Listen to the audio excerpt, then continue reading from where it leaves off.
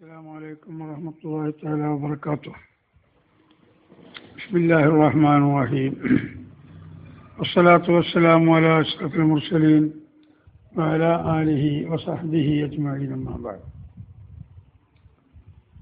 പ്രിയമുള്ള സഹോദരന്മാരെ, സമസ്ത എന്തിന് എന്നുള്ള വിഷയം ആസ്പദമാക്കി നാം അതിൻ്റെ കഴിഞ്ഞുപോയ ചില ചരിത്രങ്ങളും യാഥാർത്ഥ്യങ്ങളും നമ്മുടെ മുന്നിൽ അവതരിപ്പിക്കുകയാണ്. ഹക്ക് മനസ്സിലാക്കി കാര്യങ്ങൾ കൈകാര്യം ചെയ്യാൻ അള്ളാഹു നമുക്കൊക്കെ തൗഫീഖ് നൽകുമാറാകട്ടെ. ആമീൻ. നിങ്ങളും ദുആ ചെയ്യണമെന്ന് അഭ്യർത്ഥിക്കുന്നു. സമസ്ത എന്തിന് എന്നാണല്ലോ നമ്മുടെ വിഷയം. കുറേ ദിവസത്തെ ക്ലാസ് കൊണ്ട് എന്താണ് സമസ്ത എന്ന് പലർക്കും മനസ്സിലായിട്ടുണ്ടായിരിക്കും. സമസ്ത ഒരു 4 അക്ഷരമാണ്. പക്ഷേ അത് ഉൾക്കൊള്ളുന്നത് ഒരു ലോകം മുഴുവനുമാണ്. കേരളത്തിൽ മാത്രമല്ല, ഇന്ത്യയിൽ മാത്രമല്ല, ലോകത്തിൻ്റെ എല്ലാ ഭാഗത്തും അതിൻ്റെ ആശയം ഉൾക്കൊള്ളുന്നുണ്ട്. അതുകൊണ്ടാണത് വലിയ പ്രസ്ഥാനം എന്ന് പറയുന്നത്. ഈ സമസ്ത രൂപീകരണം നമ്മുടെ ഈ കൊച്ചു കേരളത്തിൽ ഉണ്ടായിട്ടില്ലായിരുന്നുവെങ്കിൽ, കേരളക്കരയിലാണല്ലോ സമസ്ത രൂപീകരിച്ചത്, അത് ഇന്ത്യയുടെ മറ്റൊരു സ്റ്റേറ്റിലും അത് രൂപീകരിച്ചിട്ടില്ല, കേരളത്തിലാണ് അത് രൂപീകരിച്ചത്. കേരളത്തിൽ എന്നാൽ തന്നെ അന്ന് മലബാറിൽ എന്ന് പറയാം, അന്ന് കേരളം എന്ന് പറഞ്ഞ ഒരു സ്റ്റേറ്റില്ല സമസ്ത രൂപീകരിക്കുന്ന അന്ന്. അത് കേരളം വരുന്നത് പിന്നെയും ഒരു 10-30 കൊല്ലം കഴിഞ്ഞതിന് ശേഷമാണ്. അപ്പോൾ കേരളം എന്ന് ഇപ്പോൾ പറയാമെങ്കിലും മലബാറിലായിരുന്നു. അത് തന്നെ പ്രത്യേകിച്ച് കോഴിക്കോട്, മലപ്പുറം, കാസർഗോഡ്, കണ്ണൂർ, വയനാട് തുടങ്ങിയ ഈ പ്രദേശങ്ങൾ ഉൾക്കൊണ്ടായിരുന്നു അതിൻ്റെ പ്രവർത്തനം അന്ന് കുറച്ചൊക്കെ ഉണ്ടായിരുന്നത്. അതാണിപ്പോൾ വ്യാപിച്ച് കേരളം മുഴുവനും അതിശക്തമായ രൂപത്തിലും. കേരളത്തിന് പുറത്ത് മറ്റ് ചില സ്റ്റേറ്റുകളിൽ, ഏതാനും സ്റ്റേറ്റുകളിൽ, കുറഞ്ഞ സ്റ്റേറ്റുകളിലെ പ്രവർത്തനം വളരെ മന്ദീഭവിച്ചിട്ടുള്ളൂ. സ്റ്റേറ്റുകളിൽ ഊർജിതമായിട്ടും ഇന്ത്യക്ക് പുറത്തും പല രാജ്യങ്ങളിൽ ഇതിൻ്റെ പ്രവർത്തനം സജീവമായിട്ടും നടക്കുന്നുണ്ട്. അപ്പം അതുകൊണ്ട് സമസ്ത എന്ന ഒരു സംഘടന അത് രൂപീകൃതമായത് ബ്രിട്ടീഷ് ഇന്ത്യയിൽ മലബാറിൻ്റെ തലസ്ഥാനമാകുന്ന കോഴിക്കോടാണെങ്കിലും അതിന്ന് വളർന്ന് പന്തലിച്ച് വടവൃക്ഷമായി ലോകത്തിൻ്റെ എല്ലാ ഭാഗത്തും അതിൻ്റെ തണൽ എത്തിക്കൊണ്ടിരിക്കുന്നുണ്ട്. അപ്പോൾ സമസ്ത എന്നുള്ളത് അനിവാര്യമായ ഒരു സംഘടനയായിരുന്നു. അതില്ലായിരുന്നുവെങ്കിൽ ഇന്ന് ദീനിൻ്റെ പല കാര്യങ്ങളും ശക്തമായ മറക്കുള്ളിലായിരുന്നു, ഇരുട്ടത്തായിരുന്നു. ഒരിക്കലും അത് വെളിച്ചം കാണുമായിരുന്നില്ല. ഇത്രയൊക്കെ സജീവമായി നമ്മുടെ നാട്ടിൽ പ്രവർത്തിച്ചിട്ടും പരിശുദ്ധമായിരിക്കുന്ന ഈ പ്രസ്ഥാനത്തെ ഇല്ലായ്മ ചെയ്യാൻ ഇതിൻ്റെ തുടക്കം എന്നു മുതലോ, അഥവാ 90 വർഷം മുമ്പാണ് തുടങ്ങിയതെങ്കിൽ ആ 90 കൊല്ലത്തെ പഴക്കം ഇതിനെ നശിപ്പിക്കാനും ഉണ്ട്. അത് ആദ്യത്തെ 10 കൊല്ലം വളരെ ചെറിയ രൂപത്തിൽ, പിന്നത്തെ 10 കൊല്ലം അതിനേക്കാൾ കുറച്ചുകൂടി, ഏകദേശം ഒരു 40-45 വർഷമായി അതിശക്തമായ രൂപത്തിൽ 975 മുതൽ ഈ പ്രസ്ഥാനത്തെ നശിപ്പിക്കുവാൻ മാത്രം ദിവസങ്ങളോളം ഉറക്കമൊഴിഞ്ഞ് ആലോചനകൾ നടത്തി തല പുകഞ്ഞ് എന്തൊക്കെയോ ആയ കക്ഷികളും നേതാക്കളും ആളുകളും നമ്മുടെ രാജ്യത്ത് ഉണ്ട്. കുറേ ആളുകൾ മരണപ്പെട്ടു പോവുകയും ചെയ്തിട്ടുണ്ട്. എല്ലാവരെയും ഉറക്കം കെടുത്തുന്ന ഒരു സംഘടനയായിരുന്നു സമസ്ത.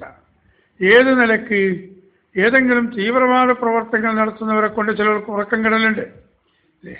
കാശ്മീർ പോലെയുള്ള സ്ഥലങ്ങളിലൊന്നും ആളുകൾക്ക് സ്വസ്ഥമായി ഉറങ്ങാൻ കഴിയുന്നില്ല. അതുപോലെ നമ്മുടെ രാജ്യത്തിൻ്റെ പുറത്തു പോയാൽ ഇറാഖ്, ഇറാന്, ലബനാന്, സിറിയ, ഈജിപ്ത്, ഇങ്ങനെ ഒരുപാട് രാജ്യങ്ങൾ എണ്ണിയാൽ അവിടെയൊന്നും സ്വസ്ഥമായി ആർക്കും ഉറങ്ങാൻ കഴിയുന്നില്ല. എന്തേ കാരണം?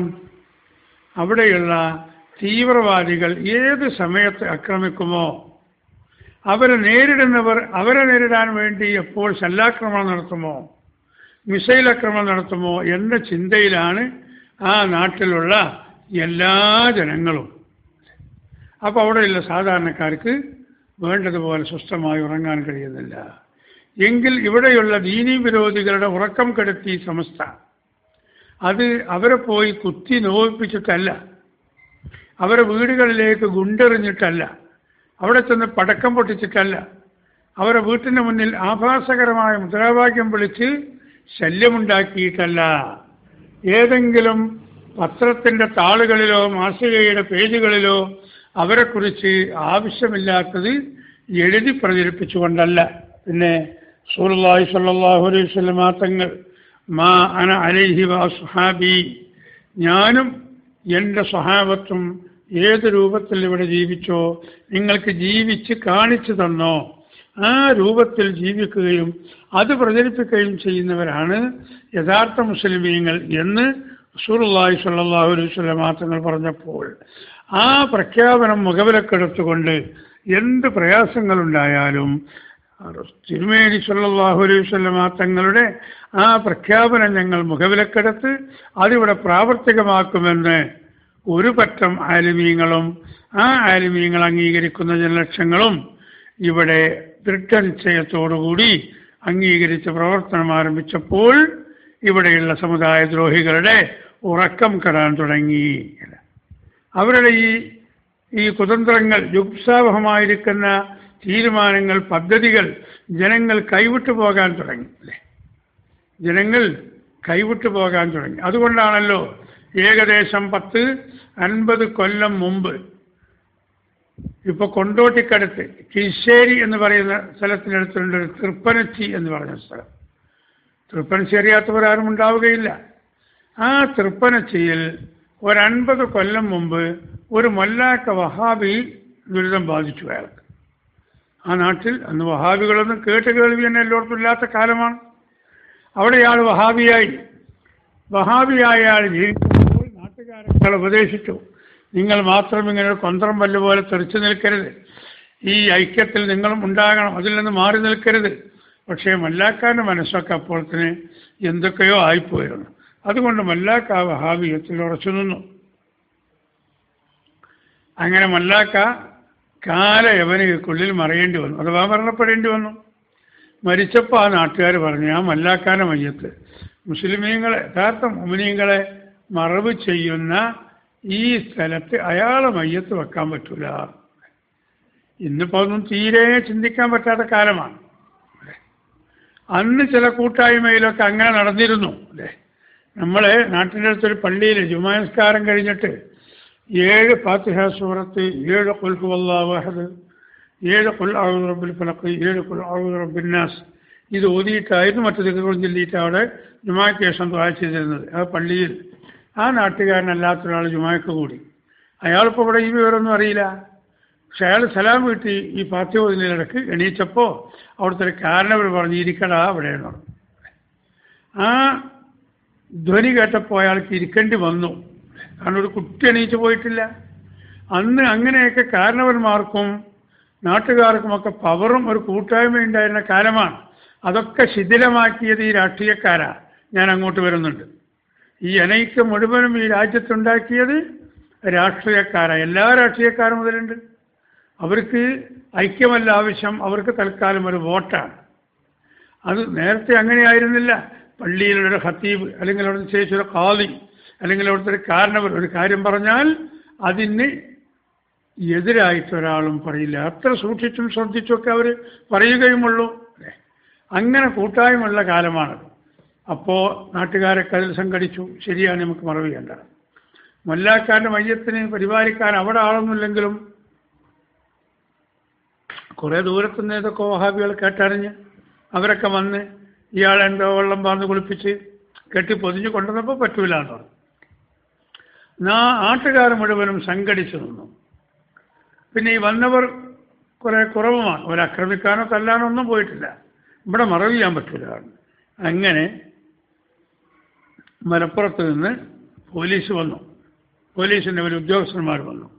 ഈ ജനബാഹുല്യം കണ്ടപ്പോൾ അവർക്ക് തോന്നി ഇതിപ്പോൾ എങ്ങനെ നിയമപരമായി ഇടപെട്ട പ്രശ്നമാണ്, ഒരു സമവായത്തിലെത്തിക്കുകയേ പറ്റുള്ളൂ. അങ്ങനെ ചർച്ച നടത്തി. അന്ന് ചർച്ച നടത്തി, പൂർത്തിയായില്ല. മയ്യത്ത് മറവിയാണ്ട് നിൽക്കുകയാണ്. പിറ്റേ ദിവസം ഏതായിരുന്നാലും കാരണവന്മാരിൽ അവിടുത്തെ പൗരപ്രധാനികളെയും പോലീസ് ഉദ്യോഗസ്ഥന്മാർ വിളിച്ച് ഒരു സംഘർഷത്തിന് വഴിവെക്കണ്ട എന്ന് അവർക്ക് പറഞ്ഞ് മനസ്സിലാക്കി കൊടുത്ത തീരുമാനത്തിലെത്തി. ഖബർസ്ഥാനിൻ്റെ അങ്ങേ അറ്റത്ത് മൊല്ലാക്കാൻ്റെ ആൾക്കാർ കൈക്കോട്ടും വിക്കാസും ഒക്കെ കൊണ്ടുവന്ന് അവരൊരു കുയ്യുകുത്തി അവരതിൽ വെച്ച് അവർ പോയിക്കോട്ടെ, നമ്മളെ പള്ളിയിൽ കൊണ്ടുവരെ അവിടെ മയ്യത്ത് നിസ്കരിക്കാൻ ഒന്നും വേണ്ട.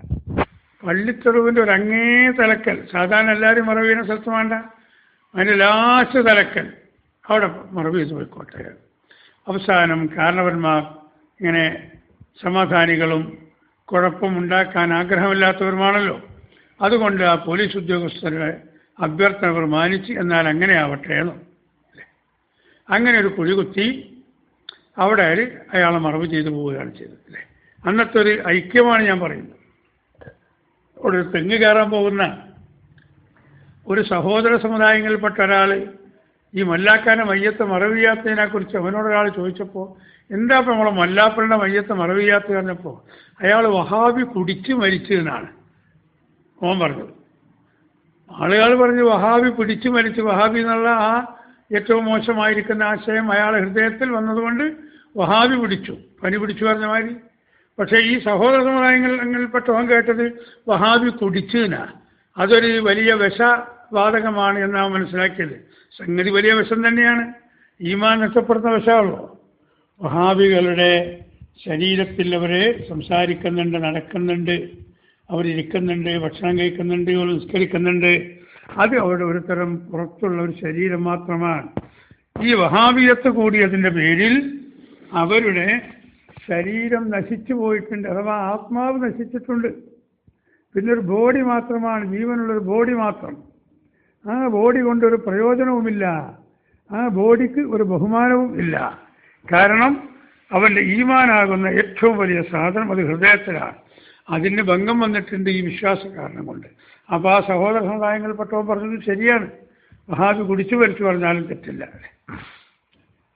അപ്പം അങ്ങനെ ഈ വഹാബികൾ അന്ന് തുലവും വിരളമായിരിക്കുന്ന കാലത്ത് ഇവിടെ ഫിത്നയും ഫസാദും ഉണ്ടാക്കാൻ വന്നപ്പോൾ സമസ്ത കേരള ജംഇയ്യത്തുൽ ഉലമ എന്ന ഈ ആദർശ പ്രസ്ഥാനം അന്നില്ലായിരുന്നുവെങ്കിൽ ഇവിടെ മുഴുവനും വഹാബിയത്ത് മുർത്തദീങ്ങൾ വന്ന് നിറഞ്ഞ് ഇവിടെയുള്ള ഈമാൻ എല്ലാവരിൽ നിന്നും ഊരിപ്പോകുമായിരുന്നു. അതിനെ പ്രതിരോധിക്കാനാണ് സമസ്ത എന്നൊരു സംഘടന ഉണ്ടാക്കിയത്. അല്ലാതെ ഇവിടെ മറ്റൊരു ഭൗതികമായിരിക്കുന്ന ഒരാവശ്യവും അന്നില്ല. ഇന്നുള്ളപ്പോൾ നമ്മളെ സാന്ത്വനം പ്രവർത്തനമുണ്ട്, അതുപോലെ പെൺകുട്ടികളെ കല്യാണം ചെയ്ത് കൊടുക്കലുണ്ട്, വീടെടുത്ത് കൊടുക്കലുണ്ട്, ഇങ്ങനെ പള്ളി ഉണ്ടാക്കിയിട്ടുണ്ട്, മദ്രസ ഉണ്ടാക്കിയിട്ടുണ്ട്. ഇതൊന്നും അതിൻ്റെ പ്രഥമവും പ്രധാനവുമായ ലക്ഷ്യമല്ല. പിന്നെ അതൊക്കെ വേണ്ടി വരും. എപ്പോൾ ഈ ആശയത്തിലും ആദർശത്തിലും ഉണ്ടാകുന്ന ആളുകളുണ്ടാകുമ്പോൾ ആ ആളുകൾക്ക് നിസ്കരിക്കാൻ പള്ളി വേണ്ടി വരും, അവരെ കുട്ടികളെ പഠിപ്പിക്കാൻ മദ്രസ വേണ്ടി വരും അല്ലേ. പിന്നെ അതിലുള്ള അംഗങ്ങൾ സാധുക്കളാണെങ്കിൽ ആ സാധുക്കളെ കുട്ടികളെ പഠിപ്പിക്കാൻ സാധുക്കളെ കുട്ടികളെ നിക്കാഹ് ചെയ്യാൻ സഹായം വേണ്ടി വരും. അങ്ങനെ ആളുകൾ വർദ്ധിച്ചു വരുമ്പോൾ അന്ന് സാധുക്കളായ ആളുകൾക്ക് വീടെടുത്ത് കൊടുക്കേണ്ടി വരും. അതൊക്കെ 3, 4, 5, 6, 8, 10 ഒക്കെ വകുപ്പുകളാണ്. ഒന്നാമത്തെ വകുപ്പ് എന്താണ്? ആദർശം നിലനിർത്തുക. റസൂലുള്ളാഹി സ്വല്ലല്ലാഹു അലൈഹി വസല്ലം തങ്ങൾ പറഞ്ഞ മാ അന അലൈഹി വഅസ്ഹാബി, അതാണ് ആദർശം അല്ലേ. റസൂലുള്ളാഹിയും സഹാബത്തും നമുക്ക് കാണിച്ചു തന്ന, പറഞ്ഞു തന്ന, പഠിപ്പിച്ചു തന്ന ആശയം ആദർശം. അത് കടുകിട വ്യത്യാസമില്ലാതെ ഇവിടെ പ്രാവർത്തികമാക്കുക എന്നതാണ് സമസ്ത എന്നതുകൊണ്ട് ഉദ്ദേശിക്കുന്നത്. അപ്പോൾ എന്തിനാണ് സമസ്ത? സമസ്ത അവിടെ രൂപീകരിച്ചതിൻ്റെ ആവശ്യം എന്താണ്? റസൂലുള്ളാഹി സ്വല്ലല്ലാഹു അലൈഹി വസല്ലം തങ്ങൾ 23 കൊല്ലം ദീനീ പഠനം നടത്തി വഫാത്തായിപ്പോയി. പിന്നെ وأنيسه في الغار سيدنا أبي بكر المقدم أول الخلفاء. അബൂബക്കർ സിദ്ദീഖ് തങ്ങളുടെ മഹത്വം പറയുന്നത് തന്നെ ഗാർ സൗറിൽ മറ്റാരുമില്ലാത്ത സമയത്ത് റസൂലുള്ളാഹിക്ക് മാനസിക സമാധാനം നൽകിക്കൊണ്ട് റസൂലുള്ളാഹിനൊപ്പം താമസിക്കുകയും എന്നിട്ട് റസൂലുള്ളാഹിന്റെ മുഴുവൻ കാൽപ്പാടുകളും 100% പിന്തുടരുകയും ആ പിന്തുടർന്നതിനനുസരിച്ച് പിന്നീട് ഭരണം നടത്തുകയും ചെയ്ത അബൂബക്കർ സിദ്ദീഖ് തങ്ങൾ, അതുപോലെ ഉമർ ഇബ്നു ഖത്താബ് തങ്ങൾ, ഉസ്മാൻ ഇബ്നു അഫ്ഫാൻ തങ്ങൾ, അലി ഇബ്നു അബീ താലിബ് തങ്ങൾ, ഇങ്ങനെയുള്ള ഖുലഫാഉർ റാഷിദീങ്ങളും അതിന് ശേഷമുള്ള ലക്ഷക്കണക്കിന് സ്വഹാബത്തും നമുക്ക് പഠിപ്പിച്ചു തന്ന ഒരു മാർഗമുണ്ട്, ഒരാശയമുണ്ട്, ആദർശമുണ്ട്. അതാണ് സമസ്ത. ആ സമസ്ത ഇന്ന് ആര് കൈകാര്യം ചെയ്യുന്നു എന്നതാണ് നമുക്ക് പരിശോധിക്കാനുള്ളത്. നമുക്കൊന്ന് പരിശോധിക്കാം. ഈ ആദർശം മുറുകെ പിടിച്ചുകൊണ്ട് തന്നെയായിരുന്നു 986 വരെയും ഇതിൻ്റെ മുന്നോട്ടുള്ള ഗമനം. അതിനിടയിൽ ചില ആളുകൾ അതൊക്കെ അലങ്കോലപ്പെടുത്താൻ ശ്രമിച്ചിട്ടുണ്ടായിരുന്നു. അതിന് ഈ ഭിന്നിപ്പിക്കൽ കക്ഷിയാകുന്ന രാഷ്ട്രീയക്കാരുടെ പിൻബലവും ഉണ്ടായിരുന്നു. അതിൻ്റെയൊക്കെ പേരിലാണല്ലോ സമസ്ത കേരള ജംഇയ്യത്തുൽ ഉലമയുടെ കീഴിൽ പ്രവർത്തിക്കുന്ന വിദ്യാഭ്യാസ ബോർഡിൻ്റെ സിലബസ് അനുസരിച്ച് പ്രവർത്തിക്കുന്ന മദ്രസകൾ, ആ മദ്രസകളിൽ കുട്ടികളെ എല്ലാ ആശയങ്ങളും പറഞ്ഞ് പഠിപ്പിച്ചു കൊടുക്കുകയാണ്. അവർക്ക് കർമ്മപരമായിരിക്കുന്ന ആശയങ്ങൾ, അഥവാ എങ്ങനെ നിസ്കരിക്കണം, എങ്ങനെ നോമ്പ് നോക്കണം, എങ്ങനെ ഹജ്ജ് ചെയ്യണം, സക്കാത്ത് എങ്ങനെയൊക്കെയാണ് കൊടുക്കേണ്ടത്, അങ്ങനെയുള്ള കർമ്മപരമായ വിഷയങ്ങൾ. പിന്നെ വിശ്വാസപരമായ കാര്യങ്ങൾ, അഖീദ. വിശ്വാസമില്ലാതെ കുറേ കർമ്മം ഉണ്ടായിട്ട് കാര്യമില്ലല്ലോ. വഹാബികൾ നിസ്കരിക്കുന്നത് പോലെ, മൗദൂദികൾ നിസ്കരിക്കുന്നത് പോലെ, ഖാദിയാനികളും അതുപോലെയുള്ള കക്ഷികളൊക്കെ നിസ്കരിക്കുന്നതിൻ്റെ കർമ്മം തന്നെയാണ്. നമ്മൾ ബാങ്ക് കൊടുക്കുന്ന സമയത്ത് അവർ ബാങ്ക് വിളിക്കുന്നുണ്ട്. നമ്മൾ പള്ളിയെടുത്ത പോലെ അവർ പള്ളിയെടുത്തിട്ടുണ്ട് അല്ലേ?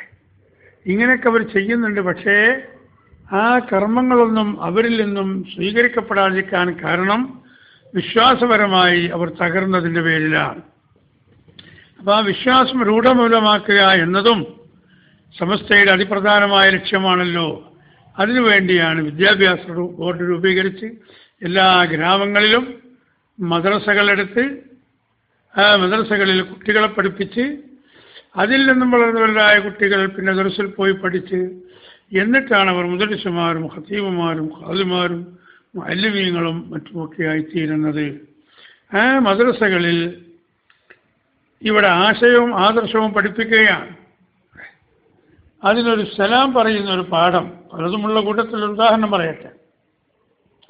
സലാം എന്നുള്ളത് ഒരു മനുഷ്യൻ്റെ ജീവിതത്തിൽ ഏറ്റവും പ്രാധാന്യമർഹിക്കുന്ന ഒരു കാര്യമാണ്. ആർക്കും ഒരു ചെലവും ഇല്ലാതെ ഒരുപാട് നേട്ടങ്ങൾ ദുനിയാവിലും ആഖിറത്തിലും ഉണ്ടാക്കുന്ന കാര്യമാണല്ലോ സലാം. സലാം എന്ന് പറഞ്ഞാൽ അസ്സലാമു അലൈക്കും വറഹ്മത്തുള്ളാഹി വബറകാതുഹു പൂർണ്ണമായി, അല്ലെങ്കിൽ അസ്സലാമു അലൈക്കും. ഇത് ആർക്ക് ആരോട് എപ്പോഴും പറയാം. വയറ് നിറച്ച് ഭക്ഷണം കഴിച്ചു വരുന്ന ഒരു മനുഷ്യൻ തീരെ ഭക്ഷണം കിട്ടാത്ത മനുഷ്യനോടും അസ്സലാമു അലൈക്കും എന്ന് പറഞ്ഞാൽ അതിന് പ്രസക്തിയുണ്ട്. എനിക്ക് നല്ലോണം ഭക്ഷണമൊക്കെ കിട്ടി, ആ ഭക്ഷണം കിട്ടിയിട്ട് എൻ്റെ വയറ് നിറഞ്ഞ് ഞാനിപ്പോൾ നല്ല ഉഷാറായിട്ട് വരികയാണ്.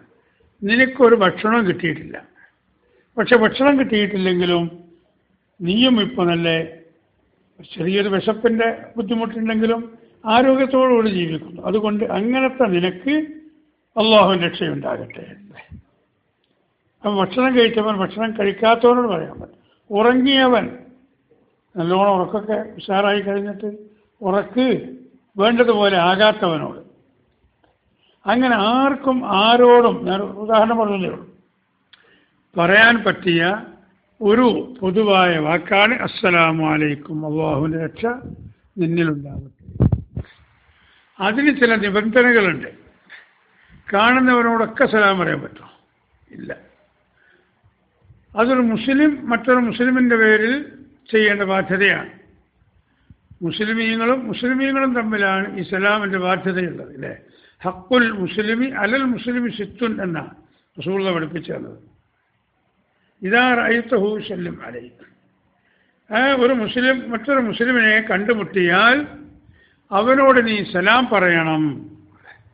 റവാ മുഹമ്മദ് മൗലവി പറഞ്ഞതിനെ കണ്ടാൽ സലാം കൊണ്ടാണ് മിണ്ടൽ വേണ്ടത് എന്നാണ്. ആദ്യം വേണ്ടത് എന്താണ്? അസ്സലാമു അലൈക്കും, സലാം പറയുക. എന്നാൽ ഈ സലാം മുസ്ലിമീങ്ങളോടാണ് പറയേണ്ടത്. മുസ്ലിമീങ്ങളോടാണ് പറയേണ്ടത്. ഒരു 5-6 ആളുകൾ ഒരു ഭാഗത്ത് ഇങ്ങോട്ട് നടന്നു വരുമ്പോൾ ഒരാൾ മാത്രം അങ്ങോട്ട് നടന്നു ചെല്ലുകയാണെങ്കിൽ ഈ ഒരാൾ ഈ 6 ആൾ അടങ്ങുന്ന ഈ സംഘത്തോടാണ് സലാം പറയേണ്ടത്. പക്ഷേ ഇവനും മുസ്ലിമായിരിക്കണം, ആ സംഘവും മുസ്ലിമായിരിക്കണം. ഇതാ നിബന്ധന.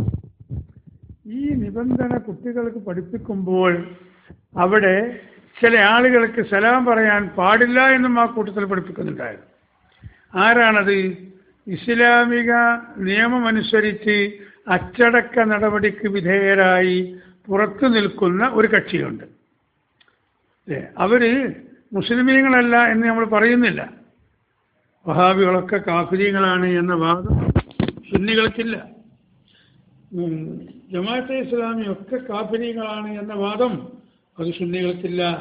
പക്ഷേ അവർ ഈ ദീനിൽ അച്ചടക്കം ലംഘിച്ചവരാണ്. ഈ അച്ചടക്കം ലംഘിച്ചവരോട് സലാം പറയാൻ പാടില്ല എന്നാണ് ഇസ്ലാമിൻ്റെ നിയമം. അല്ലേ? നിങ്ങൾ സൂറത്ത് തൗബയുടെ അവസാന ഭാഗത്തുള്ള ഒരായത്തുണ്ട്. സൂറത്ത് തൗബ അവസാനിക്കുന്ന പേജ് പുറത്തുള്ള വഅലസ്സലാസത്തല്ലദീന ഖുല്ലിഫൂ ഹത്താ ഇദാ ളാഖത് അലൈഹിമുൽ അർദു ബിമാ റഹബത് എന്ന് തുടങ്ങുന്ന ഒരായത്ത്. ഈ ആയത്ത് അവതരിക്കാനുള്ള കാരണം എന്താണ്? റസൂലുള്ളാഹി സ്വല്ലല്ലാഹു അലൈഹി വസല്ലമ തങ്ങളോടുകൂടി മദീനത്തെ പള്ളിയിൽ നിസ്കാരത്തിനും റസൂലുള്ളാഹിന്റെ കൽപ്പനകളൊക്കെ സ്വീകരിക്കാനും തയ്യാറായ സ്വഹാബത്ത് ഒരു യുദ്ധത്തിന് പോകാൻ ഒരുങ്ങിയപ്പോൾ റസൂലുള്ളാഹി സ്വല്ലല്ലാഹു അലൈഹി വസല്ലമ തങ്ങൾ എല്ലാവരോടും ഒരുങ്ങാൻ വേണ്ടി പറഞ്ഞു. എല്ലാവരും ഒരുങ്ങി. ആ ഒരുങ്ങിയ കൂട്ടത്തിൽ അതിലുള്ള 2-3 ആളുകൾ അവർ മറ്റ് ചില ദുന്യവിയായ കാര്യങ്ങളിൽ ഇടപെട്ടു. അവിടെ ഈത്തപ്പഴം പറിക്കാനും അത് മറ്റ് ചില കാര്യങ്ങളും അങ്ങനെ ദുന്യവിയായ കാര്യങ്ങളിൽ അവർ ഇടപെട്ടു. അവർ നല്ല മുഅ്മിനീങ്ങളാണ്, അവർ ഇതിന് ആവേശമുള്ളവരാണ്. അവർ മനസ്സിലാക്കി നമ്മുടെ അടുത്ത് നല്ല വേഗത്തിൽ ഓടുന്ന കുതിരയുണ്ട്, ഇവരിപ്പോൾ പുറപ്പെട്ടാലും നമുക്ക് ആ കുതിരപ്പുറത്ത് കയറി വേഗം ഓടിച്ച് അവരുടെ കൂട്ടത്തിൽ കൂടി യുദ്ധത്തിൽ നമുക്ക് പങ്കെടുക്കാം എന്ന നല്ല ഉദ്ദേശം വെച്ചുകൊണ്ട് ഇവർ ഈ കാര്യങ്ങളിലൊക്കെ വ്യാപൃതരായി. പക്ഷേ ആ യുദ്ധത്തിന് പങ്കെടുക്കാൻ അവർക്ക് സാധിച്ചില്ല.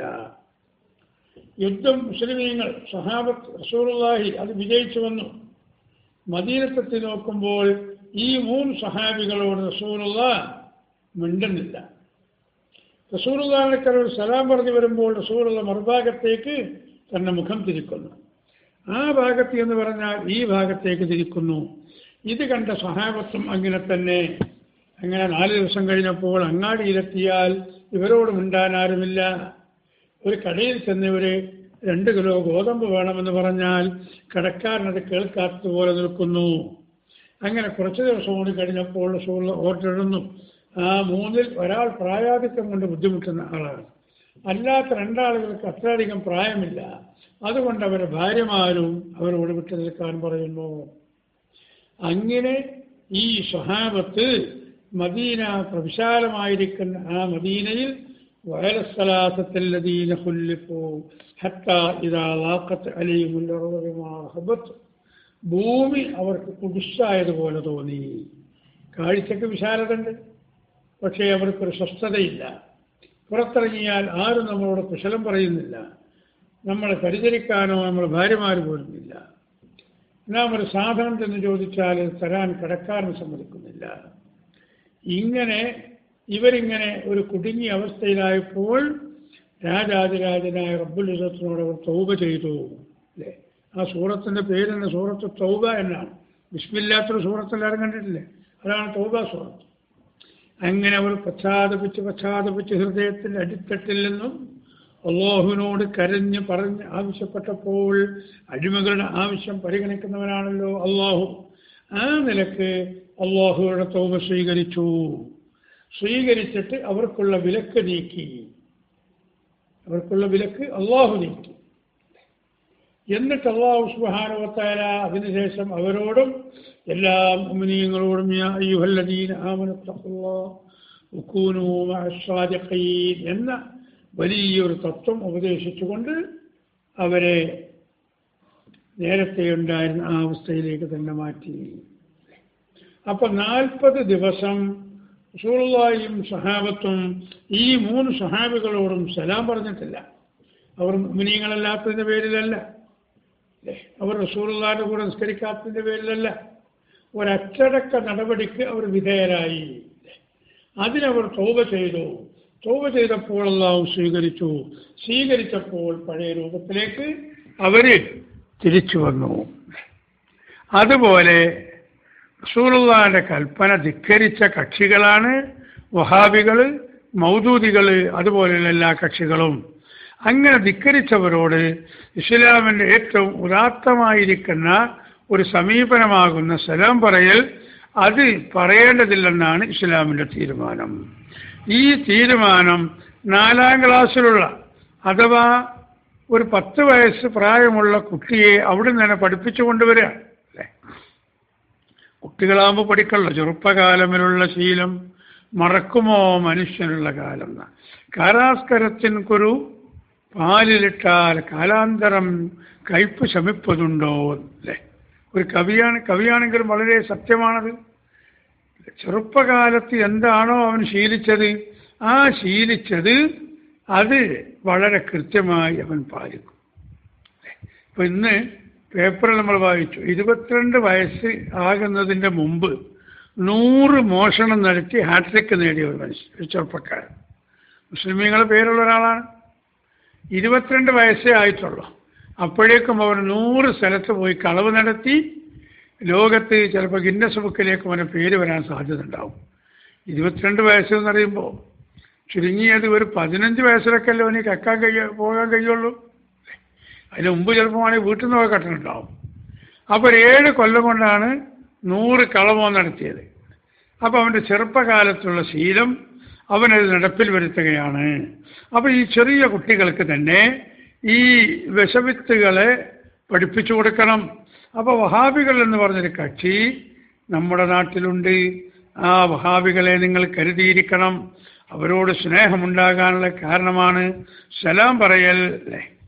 ഒരു മനുഷ്യൻ സലാം പറഞ്ഞൊന്ന് പുഞ്ചിരിച്ചാൽ ആ മനുഷ്യനോട് ഒരു മഹബത്ത് ഈ സലാം കേൾക്കുന്ന ആളുകൾക്കുണ്ടാകും. അതുകൊണ്ടാണ് നിങ്ങളിടയിൽ മഹബത്ത്, സന്തോഷം, സ്നേഹം, ഐക്യം അത് പൂണ്ടുപിടിക്കാൻ വേണ്ടി നിങ്ങൾ പരസ്പരം സലാം പറയണമെന്നാണ് റസൂലുള്ളാഹി സ്വല്ലല്ലാഹു അലൈഹി വസല്ലം തങ്ങൾ കൽപ്പിച്ചത്. അത് ഈ വഹാബികളോട് മൗദൂദികളോട് പാടില്ല. ഇത് കുട്ടികൾക്ക് പഠിപ്പിച്ചപ്പോൾ രാഷ്ട്രീയ തിമിരം ബാധിച്ച ചില മതസാധ്യാപകന്മാർ 10 മണി വരെ കുട്ടികൾക്ക് നിങ്ങൾ പലിശ വാങ്ങരുത് അല്ലേ, പലിശ കൊടുക്കരുത്, അതിനെ ഭക്ഷിക്കരുത്, ഇതൊക്കെ പറഞ്ഞ് പഠിപ്പിച്ചു കൊടുക്കുക. എന്നിട്ട് ചില മാലിന്യങ്ങൾ തന്നെ 9 മണിക്ക് മാർച്ചപ്പെട്ട ഉടനെ അവൻ പോകുന്നത് അടുത്ത സഹകരണ ബാങ്കിലേക്കാണ്. അവനതിൽ മെമ്പറാണ്, ആ ബാങ്കിൻ്റെ ഒരു മെമ്പറാണ് അവന്. അപ്പോൾ അവിടെ പലരും ലോണിന് വന്നിട്ടുണ്ടാവും. ആ ലോണ് ഇവൻ ഒപ്പിട്ട് കൊടുക്കണം അല്ലേ. ആക്കില് ഹൂവോ മൂക്കില് ഹൂവോ എന്നാ പറയുന്നത്. തിന്നുന്നവനും പിന്നെ തീറ്റുന്നവനും സാക്ഷി നിൽക്കുന്നവരും എല്ലാവരും തുല്യമാണെന്ന് പഠിപ്പിക്കുന്നു കുട്ടികൾക്ക്. എന്നിട്ട് ഇവൻ തന്നെ പോയി ഈ ബാങ്കിൽ ഈ പലിശയുമായി ബന്ധപ്പെട്ട് അവൻ ജീവിക്കുന്നു. ഒരു ലോണിന് വന്നിട്ട് ഒപ്പിട്ട് കൊടുത്താൽ 100-200 കൊടുക്കും. അതുകൊണ്ട് ഇവൻ്റെ കുട്ടികൾക്ക് ഭക്ഷണം കൊടുക്കുന്നു, ഓനും കഴിക്കുന്നു. ഇതാരാണ്? മദ്രസയിൽ പഠിപ്പിക്കുന്ന അധ്യാപകരെ കുറിച്ചായി പറയുന്നത്. ആരാണെന്ന് ചോദിച്ചാൽ അദ്ദേഹം ഇപ്പോൾ നമ്മുടെ നാട്ടിൻ്റെ അടുത്ത് മരണപ്പെട്ടു പോയിട്ടുണ്ട്. ഇവിടെ വന്ന് അന്വേഷിച്ചാൽ ആളെ ഞാൻ പഠിപ്പിച്ച് മനസ്സിലായി. മരിച്ചതുകൊണ്ട് അയാളെ പേര് ഞാൻ പറയുന്നില്ല. നമ്മൾ തൊട്ടടുത്ത് ചോക്കാടെന്ന് പറയുന്ന സ്ഥലത്തുള്ള ഒരു മാലിന്യമായിരുന്നു, മറുസിൽ സദർ മാലിന്യം കൂടിയായിരുന്നു കാളികാവ് സഹകരണ സർവീസ്. എങ്കിൽ കൊല്ലങ്ങളോളം അദ്ദേഹം ഡയറക്ടർ ബോർഡിലുള്ള ആളായിരുന്നു. എന്തിനാ ഡയറക്ടർ ആകുന്നത്? ഈ ബാങ്കിൽ വരുന്ന ആളുകൾക്ക് പലിശ സഹായിക്കാൻ.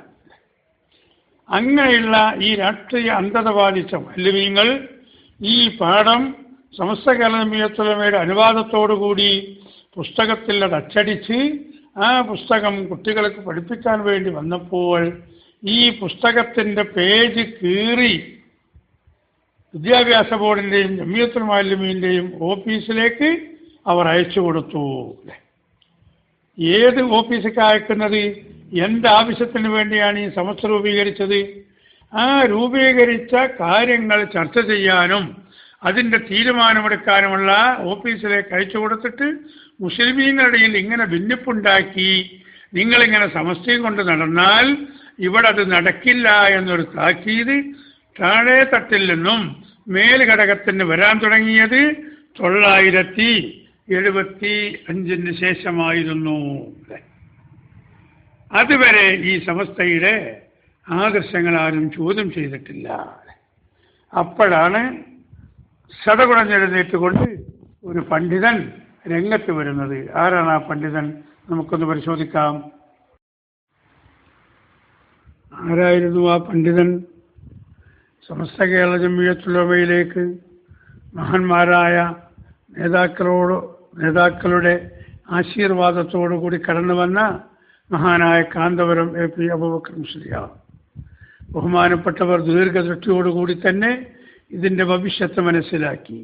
സുന്നത്ത് ജമാഅത്തിൻ്റെ മുന്നണി പോരാളിയായിരുന്ന മഹാനായ മർഹൂം ഇ കെ ഹസൻ മുസ്ലിയാർ, തൻ്റെ ജ്യേഷ്ഠ സഹോദരൻ ബഹുമാനപ്പെട്ട ശംസുൽ ഉലമ ഇ കെ അബൂബക്കർ മുസ്ലിയാർ തുടങ്ങിയ മഹാന്മാരുടെ ശ്രദ്ധയിൽ ഈ കാര്യം ധൈര്യപ്പെടുത്തി പറഞ്ഞു മനസ്സിലാക്കി കൊടുത്തു. അതുകൊണ്ട് നാം ഒന്ന് കരുതലോടുകൂടി കാൽവെപ്പ് നടത്തണം. ഇത് വിദ്യാഭ്യാസ ബോർഡ് കഴിഞ്ഞ് സമസ്തയിൽ തന്നെ ചർച്ചയ്ക്ക് വന്നപ്പോൾ സുന്നത്ത് ജമാഅത്തിൻ്റെ നിലനിൽപ്പിന് വേണ്ടി രൂപീകൃതമായ ഈ സമസ്തയുടെ മഹാന്മാരായിരിക്കുന്ന ആലിമീങ്ങളിൽ ചിലർ ഒരയഞ്ഞാം കൊയഞ്ഞാം ചർച്ചയാണ് അതിനെക്കുറിച്ച് നടത്തുന്നത്. അല്ലേ, വളരെ ധീരതയോടുകൂടി മുന്നോട്ട് വന്ന് പറയുന്നില്ല. എന്തേ കാരണം? അവർക്ക് ചില ആളുകളെ പേടിക്കാനുണ്ട്. ആരാണ് ഈ പേടിക്കേണ്ട ആളുകൾ?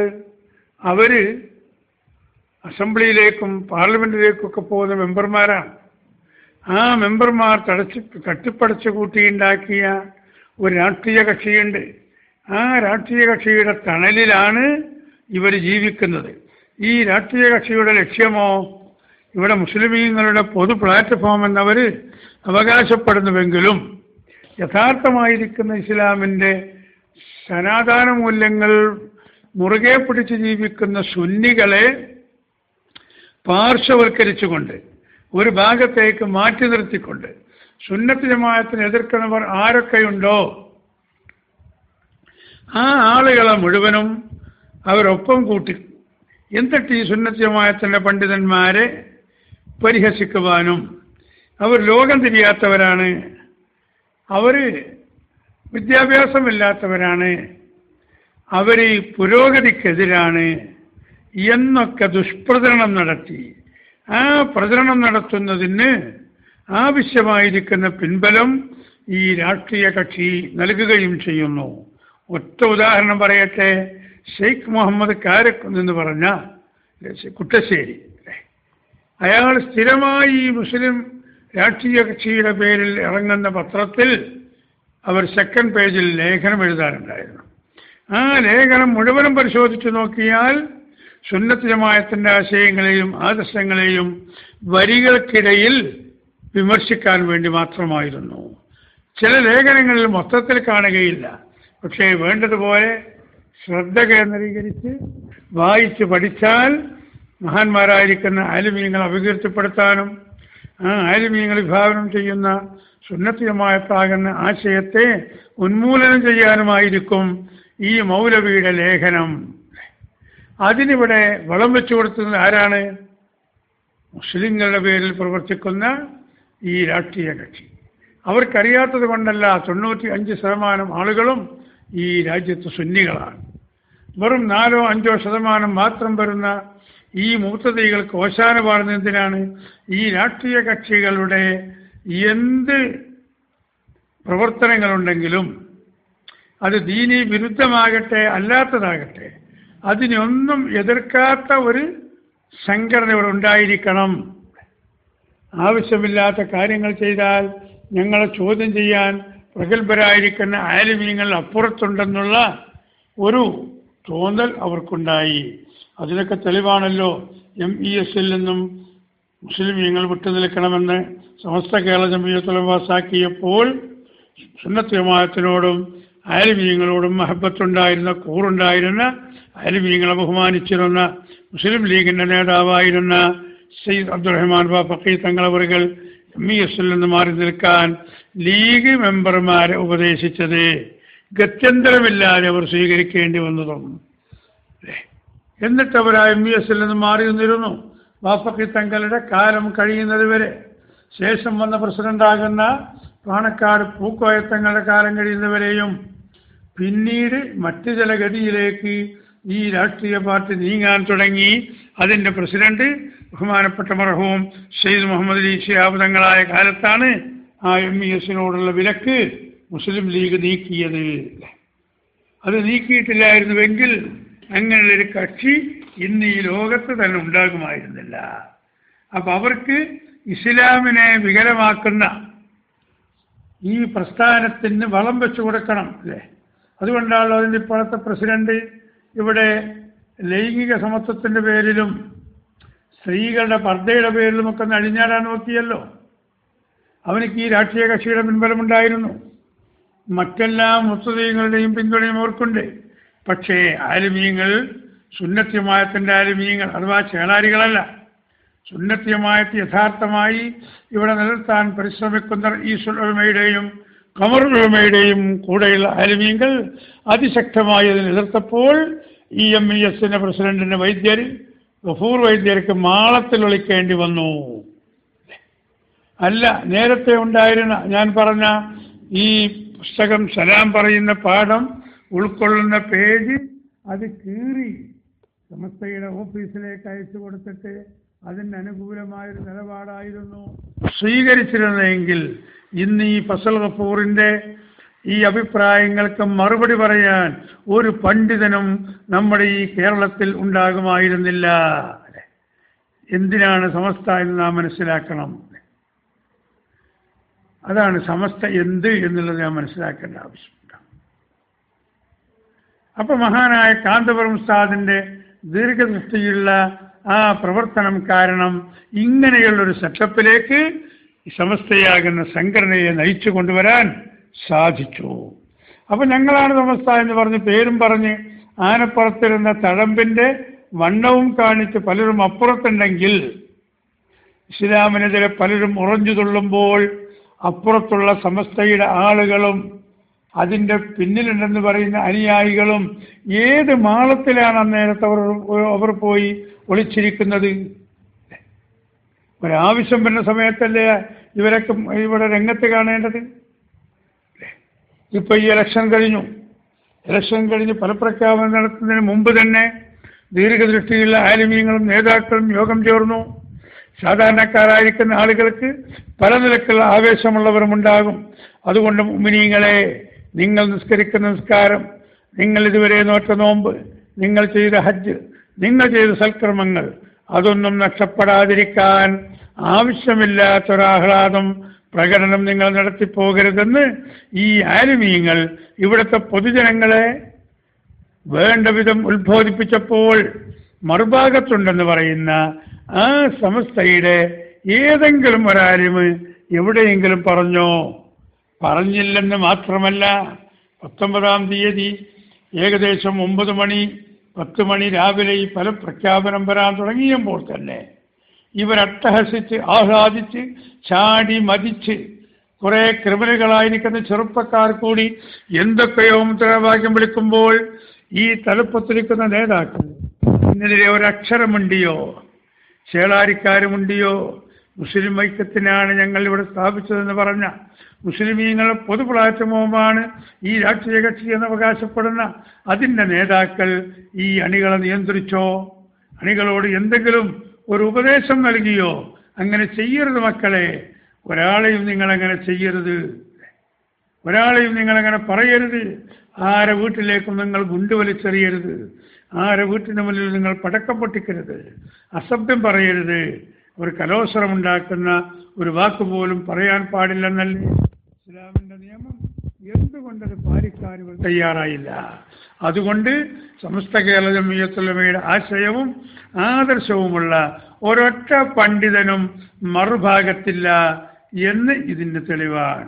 ഇനി ഇന്നലെ തെരഞ്ഞെടുത്ത അതിൻ്റെ പ്രസിഡന്റ് അവരുടെ വാക്ക് നമ്മൾക്ക് കേൾക്കാം വരുന്ന ദിവസങ്ങളിൽ. അവർ പറയുന്നുണ്ടോ നോക്കാം. പക്ഷേ പറയാൻ കഴിയില്ല. ഏത് പ്രസിഡന്റിനെ അവർ തിരഞ്ഞെടുത്താലും അല്ലേ, ഒരു മധ്യവയോധികനാണ് ബഹുമാനപ്പെട്ട കുമരംപുത്തൂർ പി മുഹമ്മദ് മുസ്ലിയാർ, അദ്ദേഹത്തെ അവർ പ്രസിഡന്റാക്കിയിട്ടുണ്ട്. നമ്മൾ അതിനെയൊന്നും കുറച്ച് കാണുന്നില്ല. പക്ഷേ അദ്ദേഹത്തിന് ഒരു നയം അത് പറയാൻ പ്രഖ്യാപിക്കുവാനും ഇവർ സമ്മതിക്കില്ല.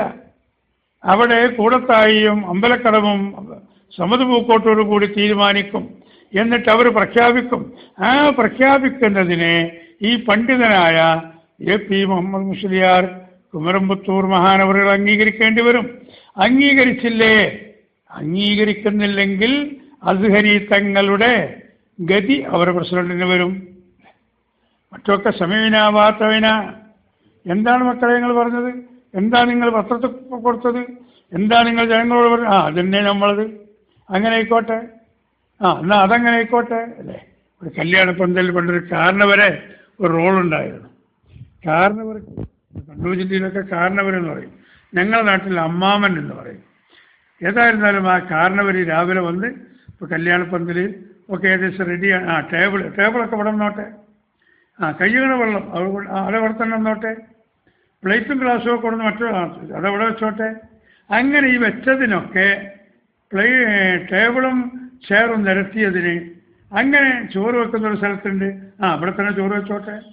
ഇങ്ങനെ ഈ ചെയ്തതിനൊക്കെ അംഗീകാരം കൊടുക്കുന്ന ഒരു കാരണവർ. കാരണം അല്ലാതെ കാരണവർക്ക് അവിടെ വോയിസ് ഇല്ല, മരുമക്കൾക്കാണ് സ്ഥാനം. അപ്പോൾ അത് പറയുമെന്നാണ് നമ്മളെല്ലാം കൂടിക്കൊടുക്കുക, നമുക്കുള്ള മാനം കാക്കുക, അതാണ്. അതുപോലെ ഈ അവരുടെ സമസ്തയുടെ നേതാക്കളാകുന്ന ഈയിടയ്ക്ക് അന്തരിച്ചു പോയ കോയക്കുട്ടി മുസ്ലിയാരും അതിൻ്റെ മുമ്പ് അന്തരിച്ച ബഹുമാനപ്പെട്ട കാളമ്പാടി മുഹമ്മദ് മുസ്ലിയാരും ഈ കൂടത്തായി കീടത്തായി പോലെയുള്ളവരുടെ അഭിപ്രായത്തിനൊരു മേലൊപ്പ് വെക്കുന്നവരായിരുന്നു. അവരെന്താ പറയുന്നത്? അത് തന്നെ അവരിങ്ങനെ പറഞ്ഞോളില്ലേ. ചെറുശ്ശേരി ജൈനുദ്ദീൻ മുസ്ലിയായ പ്രസംഗം നമ്മൾ കേട്ടില്ലേ? എനിക്ക് അവർ അനുവദിച്ചത് 20 മിനിറ്റാണ്, അല്ലെങ്കിൽ എനിക്ക് 10 മിനിറ്റാണ്. ആരാ പറയുന്നത്? അവരുടെ ഏറ്റവും വലിയ ആധികാരിക സംഘടനയാകുന്ന മതസംഘടനയാകുന്ന സമസ്ത എന്ന് പറയുന്ന സംഘടനയുടെ ഏറ്റവും വലിയ ഉന്നത സ്ഥാനത്തിരിക്കുന്ന അതിൻ്റെ ജനറൽ സെക്രട്ടറി പറയുന്നു, ഞാനിവിടെ എഴുന്നേറ്റ് നിന്നപ്പോൾ എനിക്ക് പ്രസംഗിക്കാൻ അനുവാദം തന്നത് 10 മിനിറ്റാണ്, അല്ലെങ്കിൽ 20 മിനിറ്റാണ്. ഈ 20 മിനിറ്റോട് ഞാൻ എന്തൊക്കെ പറയാ? പ്രത്യേകിച്ചൊന്നും പറയാനില്ല. അതുകൊണ്ട് കാന്തപുരത്തിൻ്റെ കൂടെ നിങ്ങളാരും കൂടണ്ട, കാന്തപുരം പറയണ നിങ്ങളാരും കേൾക്കണ്ട അല്ലേ. കാന്തപുരം കൊണ്ടതൊക്കെ കരിഞ്ഞു പോകും, വേണ്ടി വന്നാൽ സാമാനവും കഴിഞ്ഞു പോകും എന്തൊക്കെ ആൾ പറഞ്ഞ് അപ്പോഴത്തിന് 20 മിനിറ്റ് പൂർത്തിയാകുമ്പോൾ അസംബ്ലിയിലൊക്കെ വെല്ലടിക്കുന്ന പോലെ ഇപ്പുറത്തുനിന്ന് സമത് പൂക്കോട്ടൂരോ അല്ലെങ്കിൽ കൂടത്തായിയോ അല്ലെങ്കിൽ അമ്പലക്കടവോ ഒരു ബെല്ലടിക്കും. ബെല്ലിന് പകരം കുപ്പായത്തിൻ്റെ പിൻഭാഗത്ത് നിന്ന് പിടിച്ചു വലിക്കും. അപ്പം എൻ്റെ സമയം കഴിഞ്ഞു, ഞാൻ നിർത്തുന്നു. ഞാൻ ഇത് പറയുന്നത് വെറുതെ അല്ല, അവർ തന്നെ പരസ്യമായിട്ട് പറഞ്ഞതാ. അപ്പോൾ അസംബ്ലിയിലൊക്കെ ഉള്ള ആ സമയം പോലെ അല്ലേ. ഞാൻ നന്ദി ദാറുസ്സലാമിൽ അറബി കോളേജിൽ ജോലി ചെയ്യുന്ന സമയത്ത് അപ്പോൾ ഒരു തെരഞ്ഞെടുപ്പ് നടന്നപ്പോൾ ആ കോളേജ് ഉൾക്കൊള്ളുന്ന മണ്ഡലം, അന്ന് കൊയിലാണ്ടി മണ്ഡലത്തിൽ ഒരു സ്ഥാനം നിന്നിരുന്നു. കുട്ടിയാരി എന്നാണ് അയാളെ പേര്. കുട്ടിയാരി. അയാളെ ഇനീഷ്യൽ മണിമംഗലത്ത് നിന്നാണ്. അങ്ങനെ തെരഞ്ഞെടുപ്പിനൊന്നും അയാൾ ജയിച്ചു, കോൺഗ്രസ്സുകാരനാണ്. അങ്ങനെ അസംബ്ലി തുടങ്ങി കുറച്ച് ദിവസം കഴിഞ്ഞപ്പോൾ ഇയാൾ പ്രസംഗിക്കുകയാണ്. അപ്പോൾ പിറ്റേ ദിവസം നമ്മൾ പേപ്പറിൽ വായിക്കുക, മണിമംഗലത്ത് കുട്ടിയാൽ പ്രസംഗിച്ചു കൊണ്ടിരിക്കുമ്പോൾ അസംബ്ലി നിർത്താനുള്ള മണി മുഴങ്ങി. അപ്പോൾ അയാൾ ഇനീശ്വൽ മണിമംഗലത്തായതുകൊണ്ട് പത്രക്കാരങ്ങനെ കൊടുത്ത ഓലമണി അങ്ങനെയാണല്ലോ. അപ്പം അത് മണി മുടങ്ങുന്നത് പോലെ ഈ അപ്പുറത്തുള്ള സമസ്തയുടെ നേതാക്കൾക്ക് സ്വതന്ത്രമായി ഒന്നും പറയാൻ ഒരവകാശവുമില്ല അല്ലേ. വാല് തലയെ നിയന്ത്രിക്കുന്നു. നേരെ മറിച്ച് ഇപ്പുറത്താണെങ്കിലോ മഹാനായ ഈ ഉലമ സുലൈമാൻ ഉസ്താദ് 1 മണിക്കൂറാ പ്രസംഗിക്കുന്നത്, 1 മണിക്കൂർ. അത് 2 മണിക്കൂറാണെങ്കിൽ അങ്ങനെ അല്ല. ബഹുമാനപ്പെട്ട ഇപ്പോൾ ക്ഷീണോ കാര്യമൊക്കെ ഉണ്ടായിട്ട് കാര്യമായിട്ടൊന്നും പറയാനുമില്ലെങ്കിൽ ചിലപ്പോൾ 20ഓ 25ഓ അരമണിക്കൂറോ കൊണ്ട് നിർത്തും. ആരും നിയന്ത്രിക്കലില്ല. കാന്തപുരം ഉസ്താദിന്റെ പ്രസംഗം ആരും നിയന്ത്രിക്കലില്ല. കാരണം അവർ ഈ സമുദായത്തെ, ഈ സമൂഹത്തെ, ഈ സംഘടനയെ ഇങ്ങോട്ട് നയിക്കുകയാണ്, മറ്റുള്ളവരോ അങ്ങോട്ട് നയിക്കുകയാണ്. അതുകൊണ്ടാണ് അവരുടെ സമസ്തയ്ക്ക് ഒരു പ്രസക്തിയും ഇല്ലാത്തത്, ആരും അത് ശ്രദ്ധിക്കപ്പെടാതെ പോകുന്നത്. അപ്പം എന്താണ് സമസ്തയുടെ ലക്ഷ്യം നമ്മൾ മനസ്സിലാക്കിയില്ലേ? ഈ സമസ്ത ഇവിടെ പ്രവർത്തിക്കുന്നത് ഇവിടെയുള്ള സുന്നത്ത് ജമാഅത്തിന്റെ വളർച്ചക്കും അതിൻ്റെ ഉയർച്ചക്കും അതിനെതിരെ വരുന്ന ആളുകളുടെ ഏതൊക്കെ കുതന്ത്രങ്ങളുണ്ടോ അത് മുഴുവനും നുള്ളിക്കളഞ്ഞ് പരാജയപ്പെടുത്താൻ വേണ്ടിയാണ്. എന്നിട്ട് മുസ്ലിമീങ്ങളെയൊക്കെ സ്വർഗത്തിലേക്ക് വഴി നടത്താനാണ് സമസ്ത എന്ന സംഘടന ഇവിടെ രൂപീകരിച്ച് പ്രവർത്തിക്കുന്നത് എന്ന് പ്രിയമുള്ള സഹോദരന്മാരെ നാം മനസ്സിലാക്കുകയും ഏതാണ് സമസ്ത എന്ന് ഒന്നുകൂടി നമുക്ക് മനസ്സിലാക്കാനുണ്ട്. ഇൻഷാ അള്ളാഹ് തുടർന്നുള്ള ദിവസങ്ങളിൽ ക്ലാസ്സുകളിൽ നമുക്കത് തുടർന്ന് ചർച്ച ചെയ്യാം. ഇന്ന് ഒരു 3 ക്ലിപ്പോടുകൂടി നമ്മൾ ഈ ക്ലാസ് അവസാനിപ്പിക്കുകയാണ്. മറ്റു ചില കാര്യങ്ങളുള്ളതിൻ്റെ പേരിലും നിങ്ങളൊക്കെ ദുആ ചെയ്യണമെന്ന് നിങ്ങളോട് വസിയ്യത്ത് ചെയ്തുകൊണ്ട് ആഖിർ ദഅവാന അൽഹംദുലില്ലാഹി റബ്ബിൽ ആലമീൻ. എന്തെങ്കിലും സംശയങ്ങളുണ്ടെങ്കിൽ ചോദിക്കാൻ മടിക്കരുതെന്ന് ഒരു